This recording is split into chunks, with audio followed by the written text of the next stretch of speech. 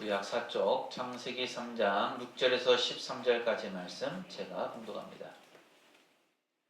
여자가 그 나무를 본즉 먹음직도 하고 보암직도 하고 지혜롭게 할 만큼 탐스럽기도 한 나무인지라.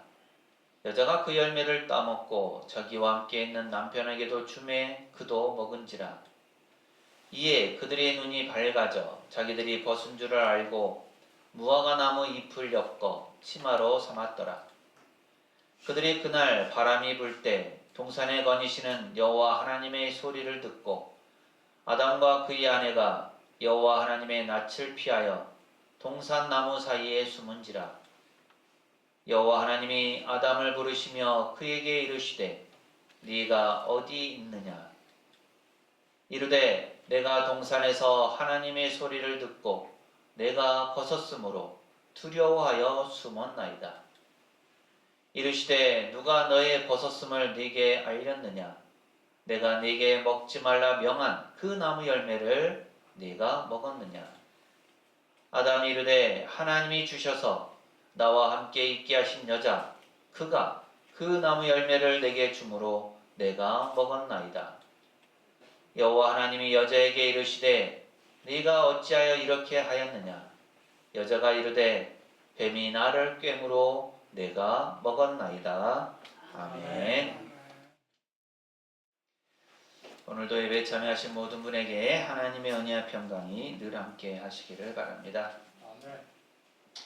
한 주간 평안하셨습니까? 오늘은 사순절 첫째 주일이죠. 지난 수요일, 제의 수요일, 참회의 수요일부터 시작해서 사순절이 시작되었습니다. 그리고 오늘은 그 첫째 주일로 하나님께 나아가죠. 사순절은 우리가 이미 잘 알고 있는 것처럼 예수님의 고난과 죽으심을 묵상하면서 하나님의 은혜와 사랑을 다시 한번 경험하고 회복하는 그런 시간입니다. 올해 사순절 기간 동안 우리가 주제로 삼아야 될 내용은 옆에 걸린 현수막에 있는 것처럼 친밀함으로 부르시는 회개의 자리입니다. 하나님께서 우리를 부르시고 그 부르심에 우리가 응답함으로 말미암아 하나님께 나아가 회개하고 그럼으로써 친밀함을 회복하는 것, 이것이 이번 사순절 기간 동안 우리가 해나가야 할 신앙의 모습입니다. 우리 앞뒤 좌우에 계신 분들하고 이렇게 인사하실까요? 하나님의 부르심에 바르게 응답합시다. 하나님의 부르심에 바르게 응답합시다. 한 번 더 하실까요? 회개함으로 하나님과 친밀한 관계를 맺읍시다. 회개함으로 하나님과 친밀한 관계를 맺읍시다. 사실 성경에서 가장 먼저 하나님과 친밀한 관계를 맺었던 사람이 있습니다. 하나님께서 첫 사람으로 만드신 아담이죠. 아담은 하나님의 형상대로 창조된 사람이었습니다.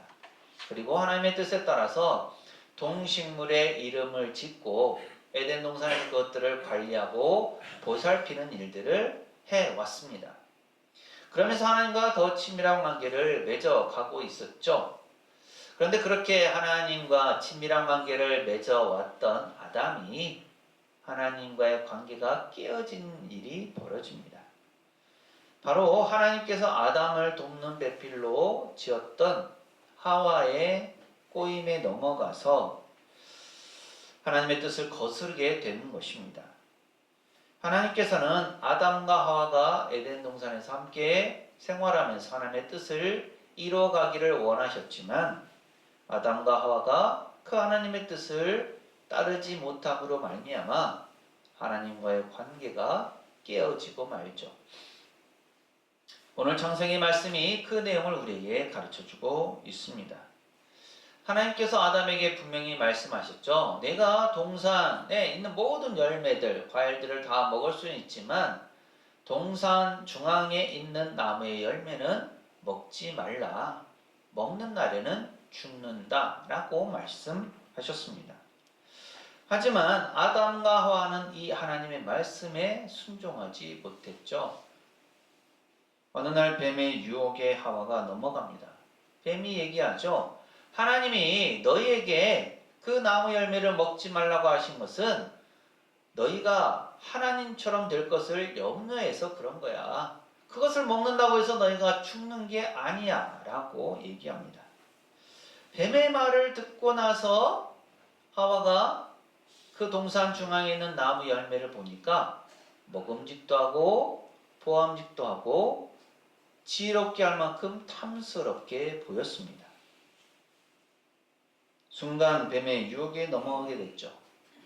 그래서 하와는 나무의 열매를 따먹게 되고 또 함께 있던 아담에게도 그 열매를 주어서 아담도 역시 열매를 먹고 맙니다. 그리고 그 이후에 되어진 일들을 오늘 말씀은 우리에게 가르쳐주고 있는데요. 선악과를 따먹고 나자 그들은 자기들이 벌거벗었음을 알게 됩니다. 그리고 그로 인해서 부끄러워하게 되죠. 이전에도 벌거벗었었지만 그들은 부끄러워하지 않았습니다.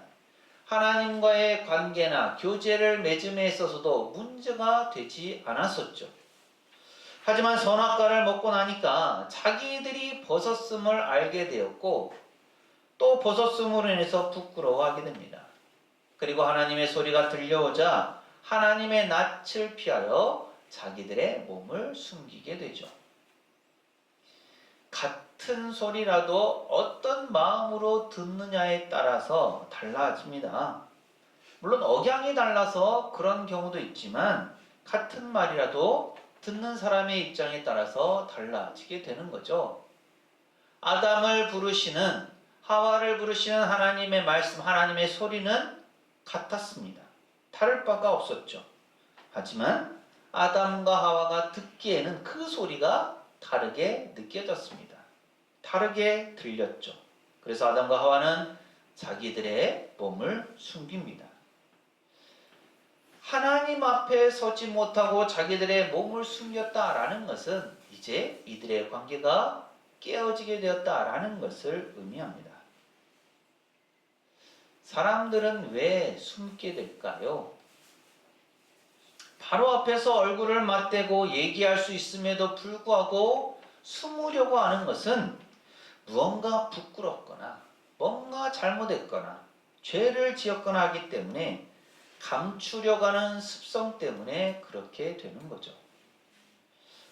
제가 어린 시절에 교도소에 다녀왔습니다. 별로 놀라지 않으시는군요. 죄를 지어서 간 건 아니고요. 교도소가 교회 가까이 있었는데 한 번씩 공연을 하러 갔었어요. 교회에서. 어린 시절에 지금도 뭐 그렇게 드러내거나 막 활달하게 하는 성격은 아니지만 어린 시절엔 더 소심했기 때문에 그냥 선배들 따라서 초등학교 때인지 중학생 때인지 따라서 교도소에 가서 공연을 했던 적이 있었습니다. 그 공연에서 맡은 역할은 내용은 사실 기억이 안 나고요. 도망가 숨는 역할이었습니다. 그리고 실제로 이제 시간이 되어서 많은 사람들 앞에서 공연을 하게 됐어요. 사람들 앞에서 한다라는 것도 사실은 저에게 떨림이 있었고 또 그 일을 하다 보니까 쉽지 않은 경험이었습니다. 그래서 그 연극의 내용이 어떤 내용이었는지 또 제 역할이 정확히 무엇이었는지 기억나지는 않는데 정확히 기억나는 것은 정말 열심히 최선을 다해 도망가서 숨었다라는 겁니다. 하마터면 도망가다가 넘어질 뻔할 정도였어요. 겉으로 보기에는 뭐 잘했다라고 할 수도 있겠죠. 원래 맡은 역할이 뭔가 하다가 도망가서 숨는 일이었으니까요. 그런데 제가 정신없이 도망갔었던 이유는 정말 쥐구멍이 있다면 숨고 싶다라는 마음으로 도망을 갔었는데 역할에 충실해서가 아니라 너무도 연극을 못해가지고 부끄러운 마음에 숨고 싶어서 도망갔던 겁니다. 물론 맡았던 배역, 역할과는 뭐 좀 잘 맞아떨어지는 모습도 있었지만 정말로 맡겨진 일들, 나에게 주어진 역할을 충실히 하지 못한 그 부끄러움에 인해서 도망가 숨었던 기억이 있습니다. 혹시 여러분에게는 그런 기억이 없으십니까? 이처럼 사람은 뭔가 잘못하게 되거나 부끄러운 상황에 처하게 되면 스스로 몸을 피하고 숨게 됩니다. 아담과 하와도 마찬가지였죠. 하나님과 바른 관계를 맺고 살아갈 때는 전혀 그럴 일이 없었습니다. 하지만 하나님의 말씀을 어기는 죄를 짓고 나니까 또 자기들이 벌거벗었다라는 것을 깨닫고 나니까 부끄러워서 또 두려워서 숨을 수밖에 없었습니다. 하나님은 모든 것을 다 아시고 다 보시기에 하나님 앞에 숨을 곳이 없음에도 불구하고 아담과 하와는 어리석게도 자신들이 숨음을 통해서 뭔가를 해결할 수 있다고 하는 위기를 모면할 수 있다고 생각한 듯합니다. 그렇게 숨어있는 아담과 하와를 향해서 하나님께서 부르시죠. 창세기 3장 9절은 이렇게 말씀합니다. 함께 읽습니다. 시작. 여호와 하나님이 아담을 부르시며 그에게 이르시되 네가 어디 있느냐? 아멘. 네가 어디 있느냐? 라고 부르시는 하나님의 그 부르심, 그 음성은 아담이 어디에 있는지 몰라서 부르시는 게 아닙니다. 또 숨바꼭질하듯이 숨어있는 사람을 술래가 찾아다니는 그런 상황이 아니죠. 하지만 아담과 하와는 그 하나님의 부르심의 의미를 제대로 알지 못했습니다. 하나님은 이미 아담과 하와가 한 일을 아셨고 그렇기 때문에 그들에게 기회를 주시기 위해서 그들을 찾으시고 그들을 부르신 것이죠. 그런데 하나님의 부르심에 아담은 이렇게 대답합니다. 숨은 상태에서 얘기하죠. 하나님의 소리를 듣고 벌거벗었기에 두려워서 숨었다는 겁니다. 그러니까 벌거벗은 자신들의 모습을 보니까 하나님 보시기에 보잘것없어 보였는지 모릅니다. 또 하나님의 말씀을 듣지 않고 먹지 말라고 하신 그 명령을 어기고 나무 열매를 따 먹은 것에 대한 죄책감도 있었을 것입니다. 그러자 하나님께서 말씀하시죠. 누가 내게 벗었음을 알겠느냐? 내가 내게 먹지 말라고 한 그 나무 열매를 먹었느냐? 그제서야 아담이 대답합니다. 하나님께서 저에게 주셔서 저와 함께 하신 이 여자, 그가 나에게 그 나무 열매를 줘서 제가 먹었을 뿐입니다. 어이가 없는 변명이고 핑계일 뿐입니다. 자기 스스로가 판단해서 그 나무의 열매를 먹음으로써 하와의 불순종, 죄에 동참했었죠. 하지만 자기의 책임은 쏙 빼놓은 채 하와에게만 책임을 전가시킵니다. 하나님께서 하와에게 물으시죠. 네가 왜 그렇게 하였느냐? 그러자 하와도 말합니다. 뱀이 나를 꼬셔서 제가 그 꾀에 넘어갔습니다. 하와의 말도 아담과 크게 다르지 않습니다. 뱀이 하와를 유혹한 것은 물론 맞죠. 하지만 하와가 스스로 판단해서 생각했고 그래서 선악과 열매를 먹는 게 좋겠다라고 생각하고 그렇게 열매를 따 먹었던 겁니다. 그래놓고는 이제 와서 자기의 책임은 빼놓은 채로 뱀이 유혹해서 넘어간 것이라고 하는 핑계를 댈 뿐입니다.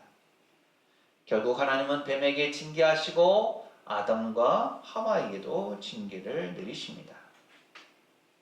그런데 이런 상황을 되돌릴 수 있는 기회는 분명히 있었죠.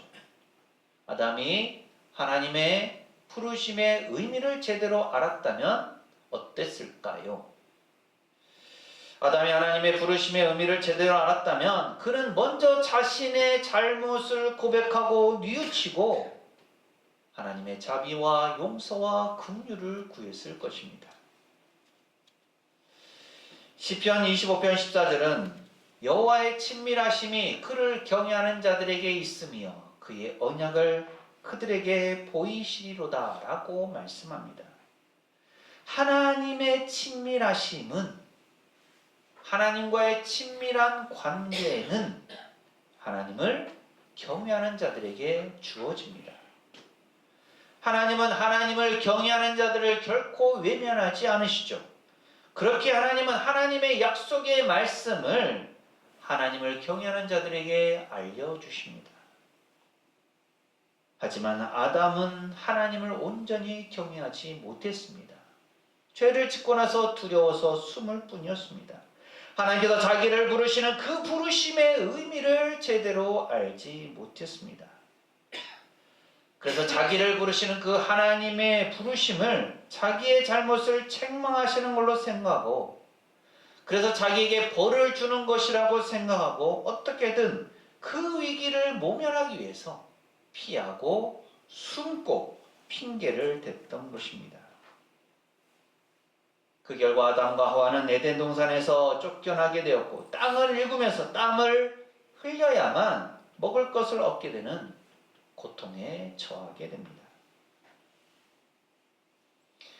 오늘 우리는 하나님의 부르심에 대해서 어떻게 반응합니까? 하나님께서 나를 부르시는 그 부르심의 의미를 제대로 인식하고 있습니까? 하나님께서 우리를 부르시는 것은 우리로 하여금 자신의 잘못을 알고 깨닫고 회개하고 돌이켜서 하나님께로 나오도록 하기 위함입니다. 그래서 하나님과의 친밀한 관계를 다시 유지하도록 하기 위함이죠. 하지만 아담은 하나님의 뜻을 제대로 알지 못했고 그 부르심의 의미를 깨닫지 못했기 때문에 결국 하나님의 심판과 징계를 받을 수밖에 없었습니다. 사도행전에는 하나님의 말씀 앞에서 다르게 반응했던 두 무리의 대표적인 모습이 나옵니다. 첫 번째는 사도행전 2장에 나오는 베드로의 설교를 들은 사람들의 모습이죠. 오순절 성령 강림 사건이 일어나자 사람들은 궁금해합니다. 어떻게 이런 일들이 일어나게 되었는지. 거기에 대해서 베드로가 사람들 앞에 서서 설교를 하죠. 하나님의 말씀을 전하면서 하나님의 뜻이 예수 그리스도를 통해서 이루어졌다라는 사실, 또 그것을 지금 너희가 목격하고 있고 하나님의 약속이 성령 강림을 통해서 이루어졌다라고 말씀을 전합니다. 그리고 너희가 십자가에 못 박은 예수님을 하나님께서 주와 그리스도가 되게 하셨다라고 말씀을 전하죠. 그래서 사람들이 그 말씀을 듣고 마음에 찔림을 받습니다. 사도행전 2장 37절 말씀 함께 읽습니다. 시작. 그들이 이 말을 듣고 마음에 찔려 베드로와 다른 사도들에게 물어 이르되 형제들아 우리가 어찌할꼬 하거늘. 아멘. 베드로의 설교를 들은 사람들이 베드로와 다른 사도들에게 물어봅니다. 그러면 우리가 어떻게 해야 할까요? 그러자 베드로가 얘기하죠. 회개하여 예수 그리스도의 이름으로 세례를 받고 죄 사함을 받으라. 그래서 그 자리에 모인 많은 사람이 베드로의 말대로 회개하고 세례를 받고 또 구원을 받는 역사가 일어납니다. 그런데 사도행전에는 또 다른 하나님의 말씀을 들었던 사람들의 반응이 나옵니다. 바로 스데반의 설교를 들은 사람들이죠. 사도행전 7장을 보면 스데반이 사역하는 것을 보고 미워하고 질투하던 사람들이 고발을 하게 되고, 그래서 스데반이 사람들 앞에서 설교를 하게 됩니다. 스데반 역시 하나님의 역사를 전하고 하나님께서 귀한 일들을 이루어 가시는 것을 이스라엘 조상들의 이야기와 함께 말씀을 선포합니다. 그러자 말씀을 듣던 사람들은 베드로의 설교 때와 같은 반응을 보이죠. 사도행전 7장 54절 보면 그들이 이 말을 듣고 마음에 찔려 그를 향하여 이를 갈거늘이라고 말씀합니다. 마음의 찔림을 받은 것은 베드로의 설교를 들었을 때나 스데반의 설교를 들었을 때나 똑같았습니다. 하지만 그들이 그 이후에 취한 행동은 베드로의 설교 때와는 전혀 다른 모습이죠. 그들은 마음의 찔림을 받으면서 이를 갈게 되었고요. 또 귀를 막고 소리 높여 외치면서 그들의 양심의 가책을 느끼게 했던 스데반을 향해서 돌을 던집니다. 결국 스데반은 돌에 맞아 죽게 되죠. 베드로의 설교나 스데반의 설교나 크게 다르지 않습니다. 하나님의 뜻을 전하면서 구원하기를 바라는 마음으로 회개하라, 그 말씀을 전했죠. 하지만 이 하나님의 말씀 앞에서 한 무리는 마음의 찔림을 받고 어찌할꼬 하면서 회개하고 세례를 받으면서 자신들의 신앙을 회복했지만, 또 한 무리는 마음의 찔림을 받으면서도 이를 갈고 귀를 막고 소리를 지르면서 돌을 던져서 설교자를 죽이고 말았습니다. 하나님께서 우리에게 하시는 말씀, 하나님께서 우리를 향해 부르시는 그 음성은 우리를 책망하거나 우리를 벌하시거나 우리를 심판하기 위한 목적이 아닙니다. 우리에게 기회를 주시기 위한 것이고 하나님과 바른 관계를 맺어가기 위한 것이죠. 우리가 그 하나님의 말씀을 듣고 회개하고 하나님 앞에 나아갈 때 하나님은 우리를 용서해 주시고 구원의 은혜를 베풀어 주십니다. 이 일을 위해서 예수님은 이미 오래전에 이 땅에 오셨고 우리 대신 고난을 당하시고 우리 대신 죽으시면서 하나님의 구원 사역을 이루어 주셨습니다. 우리가 그 예수님을 믿고 하나님의 뜻을 기억하고 하나님 앞에 나아가 회개하고 우리의 죄와 잘못을 뉘우치고 돌이킬 때 하나님의 구원의 역사가 우리 가운데 이루어집니다. 오늘 우리를 부르시는, 나를 부르시는 그 하나님의 음성을 듣고 계십니까? 하나님의 소리가 여러분에게는 어떻게 들리십니까? 물론 하나님께서 꾸짖듯이 말씀하실 수도 있습니다. 정말로 책망하듯이 부르시는 말씀도 성경에 많이 나옵니다. 하지만 하나님의 말씀을 듣는 사람은 또 다른 평가를 하게 되죠. 같은 말씀이라도 긍정적인 의미로 좋게 받아들이는가 하면 부정적인 의미로 좋지 않게 받아들이기도 합니다. 하나님께서 우리를 부르실 때 우리는 어떻게 받아들이고 있습니까? 그 음성이 나를 책망하시고 나를 심판하시는, 벌하고자 하시는 말씀으로 그런 의미로 들리십니까? 아니면 나를 사랑하시고 나에게 기회를 한 번 더 주시는 부드러운 음성으로 들리십니까? 자신의 마음을 살피면서 하나님의 음성, 하나님의 말씀, 하나님의 소리에 귀를 기울이시기 바랍니다. 아멘. 때로는 책망의 말씀도 하시지만 중요하고도 분명한 것은 우리를 회개의 자리로 부르신다는 사실, 내가 나의 잘못과 죄를 깨닫고 주님 앞에 고백하고 돌이켜서 하나님께 나아갈 때 하나님과 친밀한 관계를 맺을 수 있다라는 사실을 꼭 기억하시기 바랍니다. 아멘. 그래서 우리를 부르시고 우리를 구원의 길로 인도하시는 그 하나님의 부르심에 온전히 순종할 수 있기를 바랍니다. 아멘. 오늘도 하나님의 말씀은 우리를 회개의 자리로 부르십니다. 회개는 심판을 위한 자리가 아닙니다.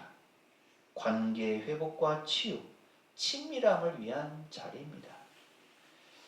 오늘 사순절 첫째 주일인데요. 우리가 사순절 기간 동안 우리와 교제하기 위해서 우리를 친밀함으로 부르시는 하나님의 음성을 듣고 회개의 자리로 나아갈 수 있기를 바랍니다. 아멘. 그럼으로써 하나님과의 친밀함을 회복하는, 하나님께서 주시는 은혜와 사랑에 더 깊이 잠기는 우리 모두가 되시기를 간절히 소망합니다. 기도합니다. 아담과 하와는 하나님의 말씀에 불순종하는 죄를 저질렀습니다.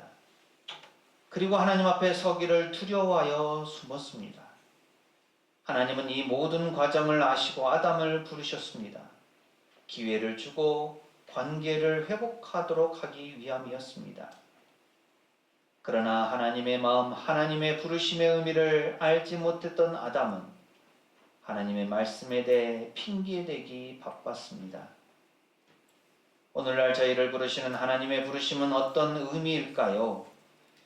저희를 책망하시고 벌하시기 위해서가 아닌 저희가 죄와 잘못을 깨닫고 하나님 앞에 나아가 회개하고 돌이켜 관계를 회복시키기 위한 친밀함으로의 부르심인 줄 믿습니다. 저희가 그 부르심에 바르게 응답하게 도와주시고 회개의 자리로 나아가게 하옵소서. 아멘. 그래서 하나님과 더욱 친밀한 관계를 맺으면서 주님의 은혜와 사랑 안에 거하는 이 사순절 기간을 보내게 하옵소서. 아멘. 예수님 이름으로 기도합니다. 아멘. 하나님은 아담의 죄와 잘못을 아시면서도 친밀함으로 부르셨습니다. 하나님을 경외하며 하나님의 부르심에 바르게 응답하는 사람이 하나님과 더욱 친밀한 관계를 맺습니다. 사랑하는 세상교회 교우 여러분, 이 말씀을 품고 세상으로 나가십시오. 하나님께서 우리와 함께 하십니다.